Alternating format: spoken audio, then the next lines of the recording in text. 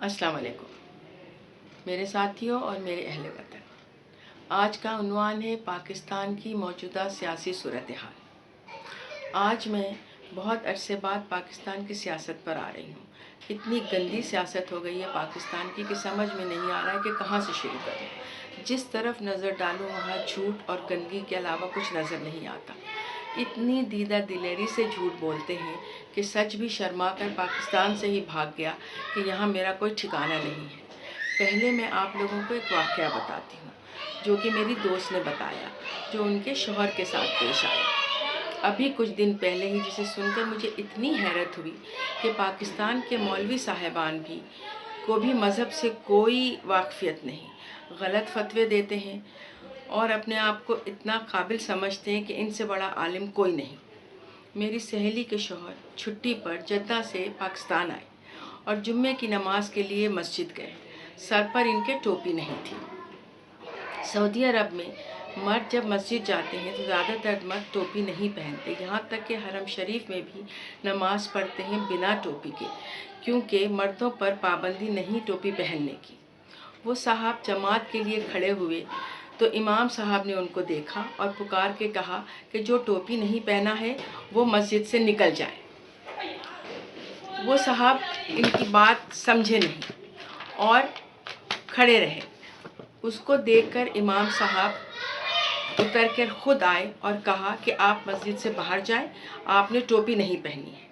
तो वो साहब शर्मिंदगी और हैरानी से बोले कि मैं मक्का मदीने से आ रहा हूँ, वहाँ तो किसी ने ऐसा नहीं किया, आप मुझे मस्जिद से निकाल रहे हैं। इमाम साहब ने इनकी बात को सुनी अनसुनी करते और कहा कि बस आप निकल जाएं।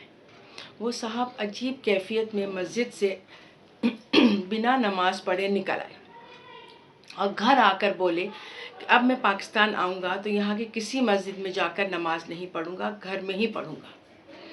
लोगों को मौलवी हजरात अपनी जहालत से ही मज़हब से दूर कर देते हैं। अल्लाह हमारे मुल्क से इस जहालत को ख़त्म करे और हर मौलवी साहिबान को भी देखा जाए कि वो घर से उठकर आए और मस्जिद का इमाम ना बन जाए, बल्कि बाकायदा इनकी डिग्री और पढ़ाई को भी चेक किया जाए। इसीलिए मुल्क में इतनी जहालत और बेरारवी बढ़ती जा रही है। अब मैं सोचती हूँ कि वाकई इमरान खान अकेला मर्द मुजाहिद क्या क्या करेगा। यहाँ तो आवे का आवा ही बिगड़ा हुआ है, नीचे से ऊपर तक हर कोई बेईमानी कर रहा है। चोरी, करप्शन और बेईमानी पूरा दीदा दिलेरी के साथ करते हैं, फिर ढीठ और बेशरम बनकर अवाम के सामने आकर अपने आप को मासूम साबित करने के लिए झूठी तकरीरें करते हैं और वो अवाम जमा हो जाती है जिनको जमा होने के लिए पैसा और खाना मिल जाता है। इनको क्या परवाह कि वो मुल्क तबाह हो रहा है इनकी वजह से, जिनके जलसे में ये लोग ना जाएं, लेकिन पैसा, वाह, पैसे में बहुत ताकत है, इनको मुल्क की क्या परवाह। कायदे आज़म ने सोचा नहीं होगा कि इस्लाम के नाम पर हासिल किया गया मुल्क इन हालात को पहुँचेगा और यहाँ की आवाम इतनी मज़हब से दूर होगी और सिर्फ हराम की कमाई में लगी रहेगी। ईमानदार का यहाँ पर ज़िंदा रहना बहुत मुश्किल है, बस अल्लाह ही इमरान खान की मदद कर सकता है। और ये बात भी मेरी समझ में नहीं आ रही है कि ये सारे करप्ट लोगों के ख़िलाफ़ सबूत मिल रहे हैं, जेल में भी डाल रहे हैं और फिर ज़मानत पर छोड़ देते हैं। जब सब सबूत के बावजूद इनको ज़मानत पर क्यों छोड़ा जाता है? क्या गरीब लोगों के घर अमवात नहीं होती? इनको जेल से रहा किया जाता है कि जाकर तदफीन में शरीक हों।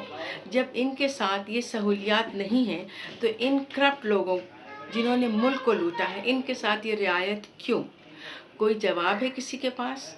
नहीं, इसलिए कि अदालतों को और वकीलों को बेशुमार पैसा खिलाया गया है कि अब वो मजबूर हैं इनके ख़िलाफ़ कुछ बोलने से। अगर ये लोग दोबारा आ गए तो भत्ता फिर शुरू हो जाएगा।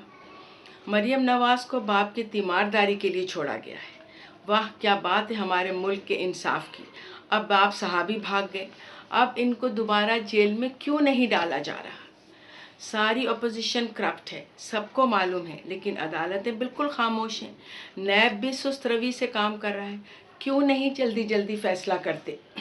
हर एक को ये लोग गाली दे रहे हैं, बुरा भला कह रहे हैं।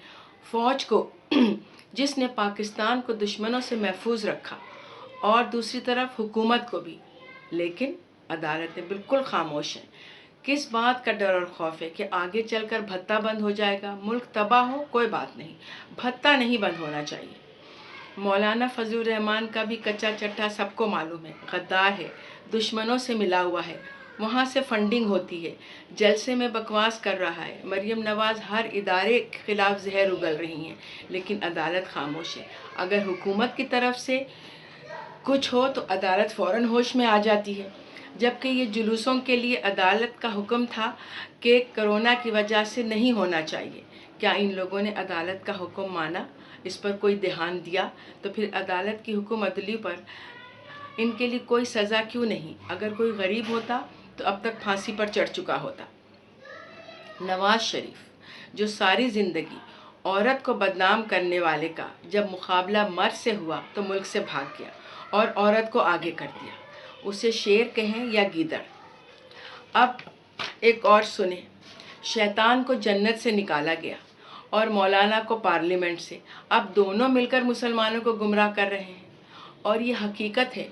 आप सब इस पर गौर करें कि लुक़मा हलाल का हो तो बेटे माँ के लिए कैंसर अस्पताल बनवा देते हैं, और अगर लुक़मा हराम का हो तो बेटे माँ को दफनाने भी नहीं आते।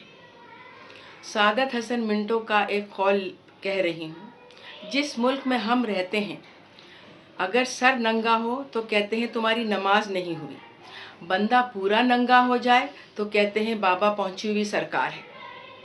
हमारे मुल्क में औरत की इज़्ज़त और मर्द की गैरत बहुत सस्ती है। अब आखिर में मैं यही कहूँगी, मेरे अहले वतन हमेशा याद रखें, फ़ौज बग़ैर कौम के और कौम बग़ैर फ़ौज के दुश्मन के लिए आसान शिकार होती है।